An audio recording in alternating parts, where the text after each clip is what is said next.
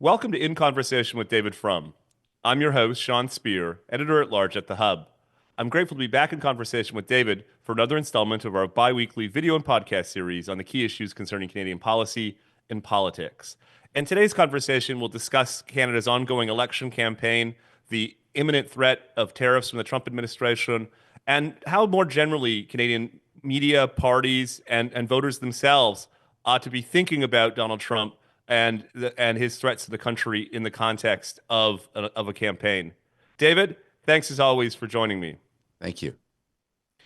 Before we get to the campaign, David, I have to ask about what is a fast-moving story from your publication, The Atlantic, in which a series of senior security officials within the Trump administration, including the defense secretary, the secretary of state, and the vice president, were exchanging on a private, what appeared to be a private web chat, in which they inadvertently included the editor-in-chief of The Atlantic, and in so doing disclosed to him extraordinary details about what turned out to be a military campaign in the Middle East. Why don't you just reflect on the story as we understand it to date and what it tells us about the Trump administration, its competence, and its recklessness?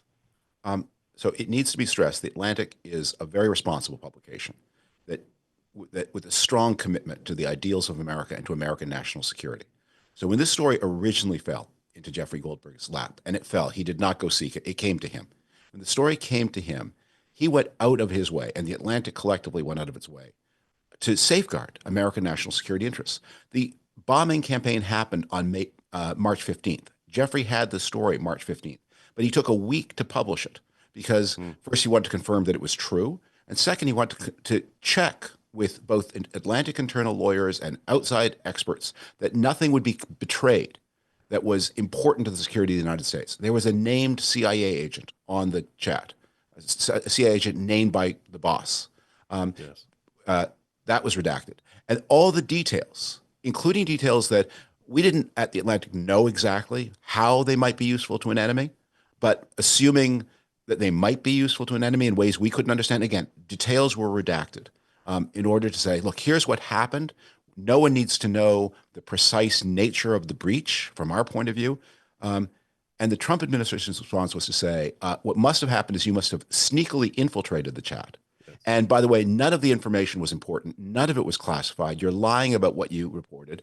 And not only that, we are going to testify to Congress, two of us, three of us, the head of the CIA, the director of national intelligence, and the head of the FBI testified to Congress. None of this information was classified. The White House press secretary said none of this information was classified. The president said none of this information was classified. The national security advisor went on television and said none of this information was classified. The secretary of defense, who blurted the whole thing, said none of it was classified. I know what I'm doing. These are liars, and and the Atlantic then said, okay, well, in that case, we ask you.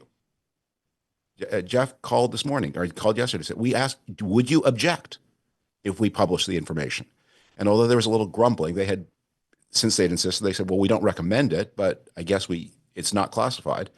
The Atlantic still continued to redact the name of the CIA officer because that would put somebody's career and even security in danger. But the rest, with explicit permission from the information from the administration, was printed. And obviously, they were lying and lying and lying and lying. And they put pilots' lives at risk. You say 2 hours in advance of a bombing mission, here are the planes that are going. Here's when they will be over the target. Here's the minute at which they will be over the target in an insecure form. On devices, personal devices, the device held by the Trump's Russia envoy was certainly, he was in Moscow using his personal phone. The Russians certainly read that chat. If they wanted to share the information with the Houthis, they could have. Possibly the Iranians had access to that information. They could have shared the information. Pilots could be dead. The mission could have failed, all because the Secretary of Defense was a blabbermouth, and the 18 people had no regard for the basic rules of national security. Don't discuss secret information on personal phones. As is so often the case, the cover-up is oftentimes as bad as the crime. We'll come to the cover-up in a minute, but I just have to ask, as someone who's worked in a White House, who has exercised great integrity when it comes to dealing with these types of classified documents and classified materials. Why don't you just reflect on, for our audience that may not be familiar with these types of issues, the significance of this breach, the significance of disclosing this type of information to a civilian? Look, I was a speechwriter involved with principally economic and trade issues. I never saw anything remotely as sensitive as this. But I know that when people did have to deal with it, they went to particular rooms. They were particularly secured. I've continued to visit White Houses since those days, and every time I visited a White House, your phone is collected before you enter the meeting room and put inside a special box. It looks like it's metal, but obviously it's nine kinds of polymer. The phone is locked away, and you do not have access to the phone anytime you're anywhere in the vicinity of any national secret. So the idea that you're actually not only carrying the phone with you into a secure facility, but actually putting the information on the phone. Every person should assume that your phone is compromised in the age of AI and mass downloads. Not that anyone in China is particularly listening to you, but every keystroke is being recorded somewhere and fed into some large intelligence model. That's a fact of modern life. And people who are trusted with the national security of the United States know that. They've been briefed on it. And if they've chosen to disregard it, or if they don't care, what a terrible reflection of their lack of regard for duty and for the lives of the people who report to them. And by the way, this administration has fiercely punished lower echelon employees for much lesser breaches. Those people have been, dozens of people have been punished by this administration for lower level breaches. And the message of the Trump administration has always been accountability for underlings, but not for the people at the top. In the original article reporting on these extraordinary details, Jeff Goldberg, as you say, laid out pretty comprehensively within the confines of the law what he had heard and seen as an inadvertent participant in this exchange. The natural response, it seems to me, from people like Michael Walls and others would have been to fess up, to essentially Yeah. concede that they had made a mistake, that they would subject themselves to the decision of the president on whether they ought to remain in their role or not. But they had been, for all intents and purposes, David, caught guilty. And Yeah. instead, as you say, they pushed back, they resisted, they asserted that 2 + 2 = 5, and this morning, March 26th, the Atlantic has called their bluff. Talk a bit about the instinct to react that way Yeah. and the consequences for some of the people involved in your mind. Well, there's a combination here of, I mean, comically, there's a large element of stupidity and incompetence, but not so comically, there's a large element of threat and intimidation because they were gambling that they could muscle the Atlantic into not publishing anymore. And given their success at intimidating the Los Angeles Times, the Washington Post, at extracting payments from the parent organizations of ABC News and CBS, I think that there's a part of them, Paul Weiss, the law firm here in New York yeah, City. there's a part of them that says just apply a little muscle and people will break, and you can get away with illegal activity, and you can get away with lying about illegal activity by threatening consequences and extracting and relying on fear as your method of government. And I will say something with the corporate culture of the Atlantic. The Atlantic was founded before the American Civil War. It was originally founded as an intellectual journal for the people who argued the Union cause during the Civil War. It was in the Atlantic that the Battle Hymn of the Republic was originally published as a poem. And one of the things we all have in our corporate culture is this thing's been going on since 1857. Are you going to be the one to screw it up? You better not be the one to screw it up. And by the way, the Atlantic has reported often on military affairs from many people who have served in the military. Many people at the Atlantic, Jeff Goldberg himself was a volunteer in the Israeli Defense Forces. There's an understanding of military imperatives and sympathy for them. And many people have accompanied. They understand what it must feel like to be a pilot whose life has been put in danger because your boss blabbed in an insecure format vital information 2 hours before you were to be over a target. Let's transition from this extraordinary exchange to the Canadian election through J.D. Vance's forthcoming trip to Greenland. Which he announced yesterday. As part of his announcement, David, he said that it was crucial to go Yeah. in part to protect the security of Canada, Yeah. which I suspect will surprise some of our listeners and viewers. What are we to make of the ongoing agitation towards Greenland? Is there reason to think that the administration's expansionary ambitions with regards to Greenland are sincere?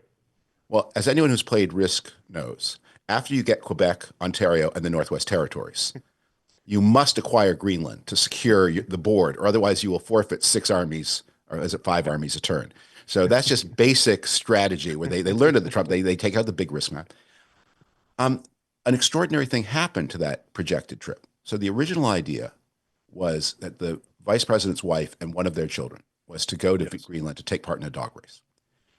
And one of two things is true. Either they imagined that there would be some outpouring of enthusiasm for her that would justify, little children waving American flags. We want to join the United States, Second Lady.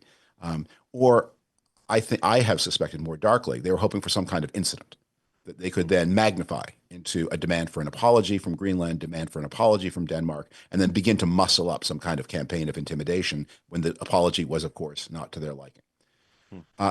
What happened instead, and they took over a hotel in the main town in Greenland. They flew up Secret Service vehicles for the Second Lady's party at enormous expense. The sponsors of the dog race, the Greenland government said, we didn't invite you. The Danish government said, we didn't invite you. And the sponsors of the dog race said, you're not welcome, and we don't have any tickets for you. Uh, and at that point, they changed the plan that instead of going to the main town in Greenland to watch the dog race, that they would go to an American Air Force base in northwestern Greenland, where the vice president and his wife could visit as of right.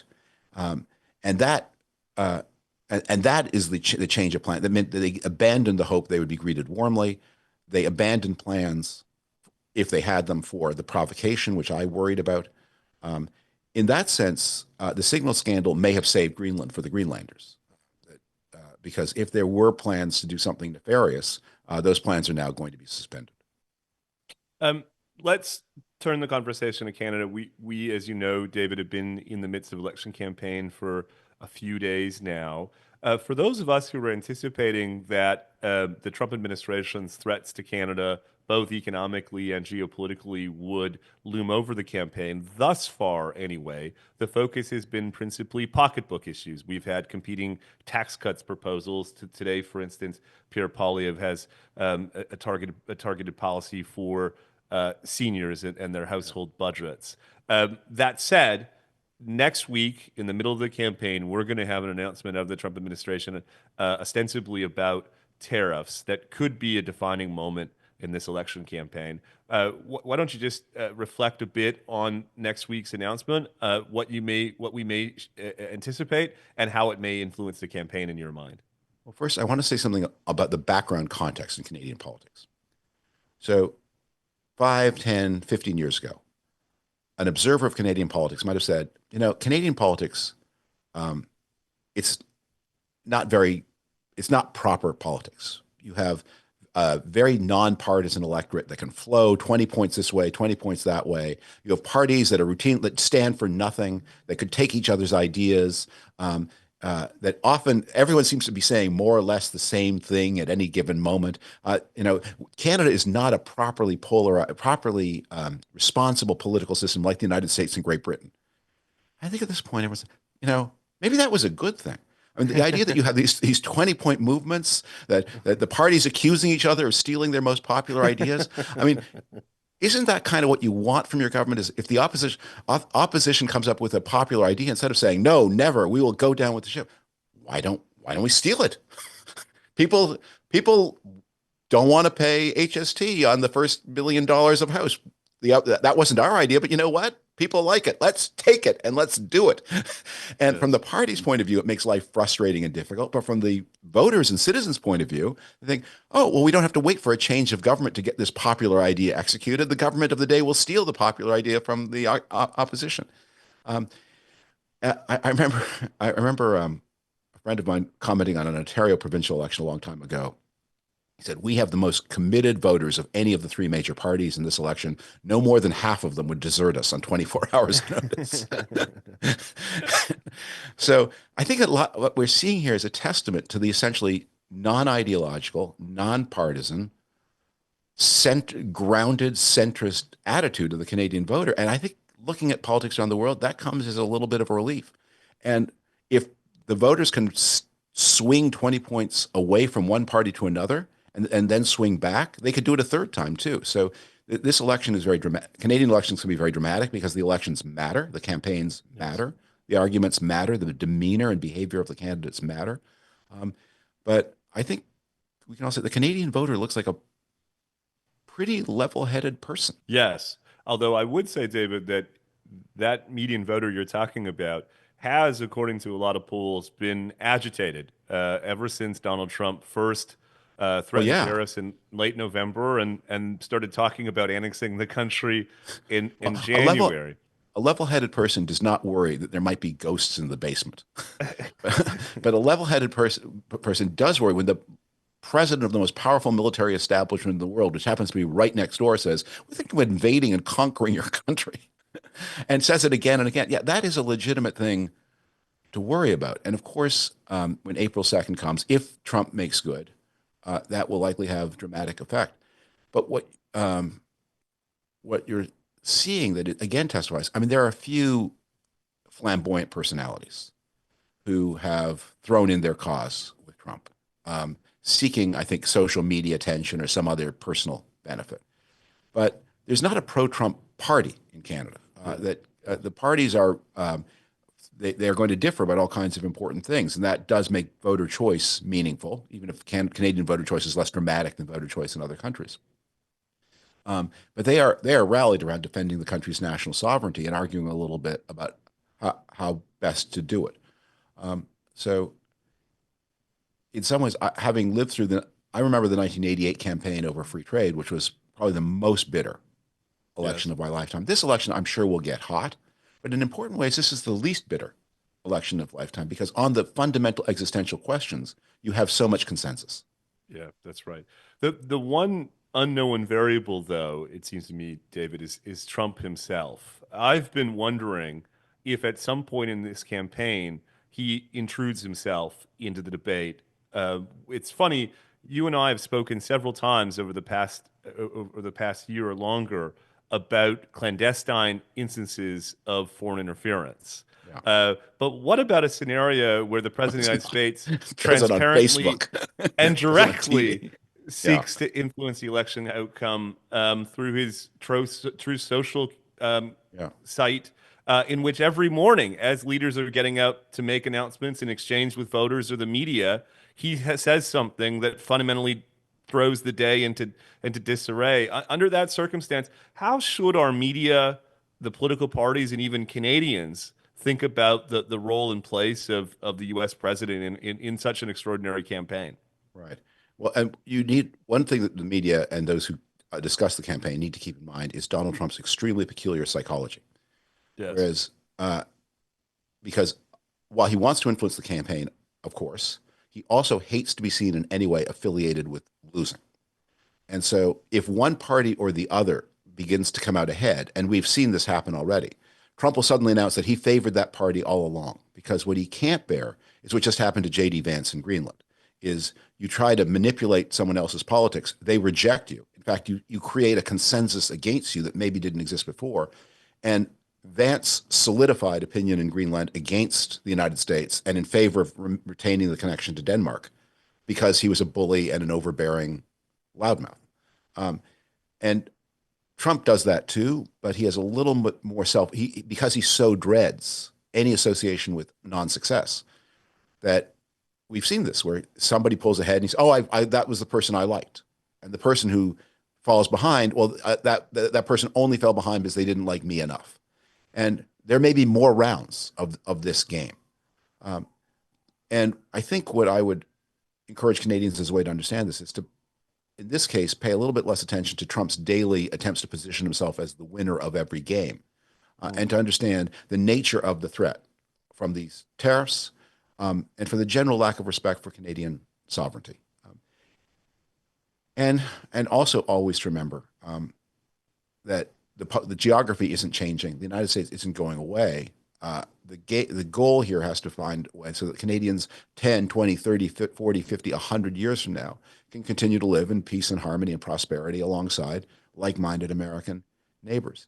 I have a piece going into the Atlantic in a couple of days about contrasting the Canadian experience with the Mexican experience. And the point I make about Mexico is that the Canadians have been giving admiring attention to Mexico because their president seems to attract less abuse. But it's important to understand that Mexico is appeasing the United States much more than Canada is, Hmm.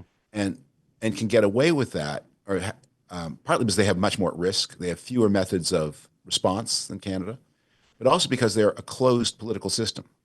They don't have elections for a long time. The elections are not fully free and fair, and the media is under all kinds of state pressure.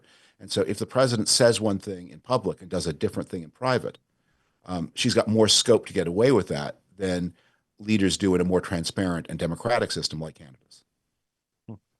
I mentioned, David, that I've been struck how transactional our election has been thus far. In many ways, it's felt like a normal campaign where the different parties put forward their policy proposals in name of reaching certain types of voters or certain types of interests. To what extent do you think that that's a mistake? That our political parties need to pull up a bit and be more responsive to this fundamental question of Canada-U.S. relations and the country's ability to protect and advance its interests vis-a-vis the Trump administration. I think that's coming. I think a lot of the art of Canadian electioneering is laying foundations and then building on top of that. So, um, uh, one of the reasons for the transactionality is the Liberal Party in particular obviously got very away from where the Canadian mainstream was, not only on economic issues, but on cultural issues. And faced with the challenge of Trump to Canada's existence, a lot of their pulling down the flag stunts look even more unwise than they looked at the time, and they looked pretty unwise at the time. So part of the transactionality is the Liberals reconnecting to the Canadian centre. Part of the transactionality is the Conservatives who spent a lot of the past 4 years catering to very small agitated groups on vaccines and other kinds of restrictions, now remembering, oh yeah, there is a general election electorate, and the message that, again, unwisely, in my opinion, they spent way too much time appeasing small groups on. Now you have to have transactional things because most voters are concerned with things like, you know, there is one of the fastest growing blocks of voters in Canada are voters over 80. They typically are much more female than male. They typically have very little in the way of household savings. They are very dependent on government support. And they want to know what's going to happen to them. And they need stability. They want to live out their lives in tranquility and without fear. And they need to know, how do I plan? I have a small pension. I have to extend this. What's the offer? And those people, they're not responsive to news cycles. They are responsive to big questions about their personal safety. And you have to remember them. And so I think you will see, my guess is that the more thematic messages will appear in the last 10 days when the parties are talking to younger voters, voters with fewer immediate economic demands on the state, with more concerns about their long-term personal futures, in both in the private as well as in the public sector. But I think the themes are coming, but right now the parties, they each have work to do to solve their particular problems. Yeah, great insight.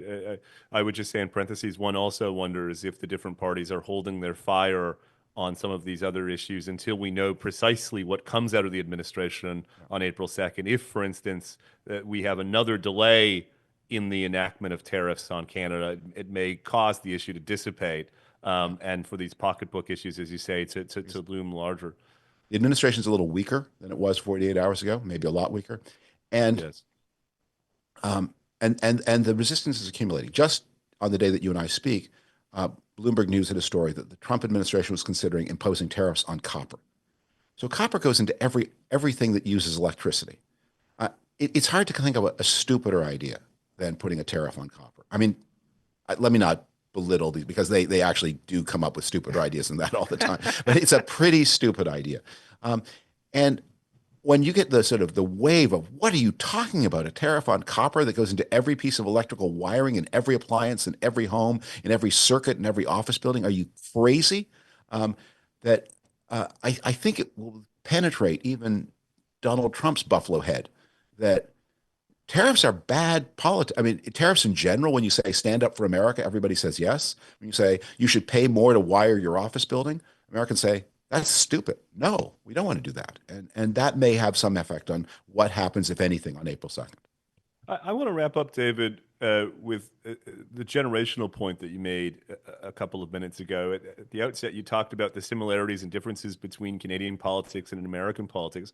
One way in which Canadian politics has distinguished itself from a lot of other Anglo-American countries in the past couple of years is the extent to which younger voters are increasingly drawn to the Conservative Party and older voters are increasingly drawn to the Liberal Party. It's a generational flip from how people typically think of Yeah. the way that politics is done in Canada and elsewhere. Why don't you just talk a bit about that dynamic? What do you think is driving it, and the extent to which you think it will influence the eventual outcome of the campaign?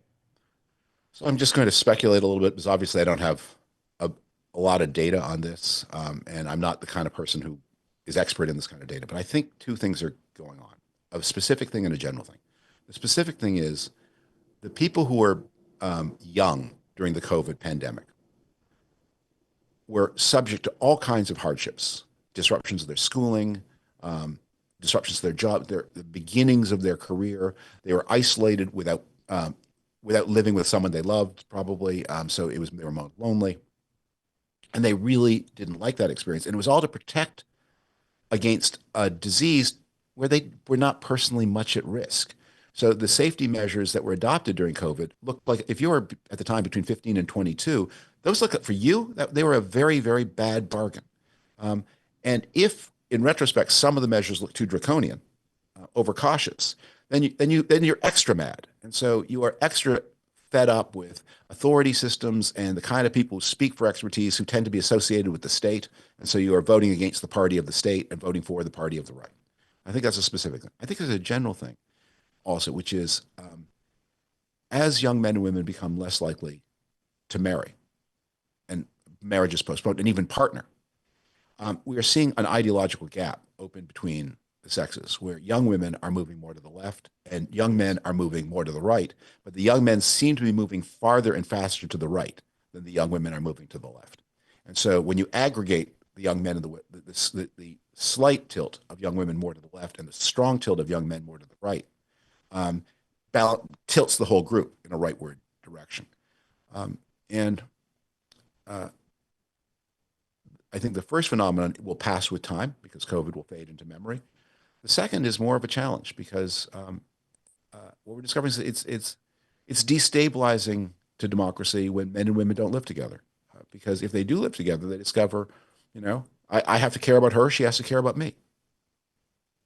Yeah, a great insight. This generational divide is something that we'll be following closely over the course of the campaign, and indeed its interaction with some of the issues already been talking about, David, including the extent to which older voters seem to be drawn to messages of security in the face of the Trump administration's threats. I look forward to having you on next week as we shift to a weekly schedule in this extraordinary moment of domestic politics and geopolitical disruption. Thank you so much for joining me, and I look forward to catching up next week. Bye bye.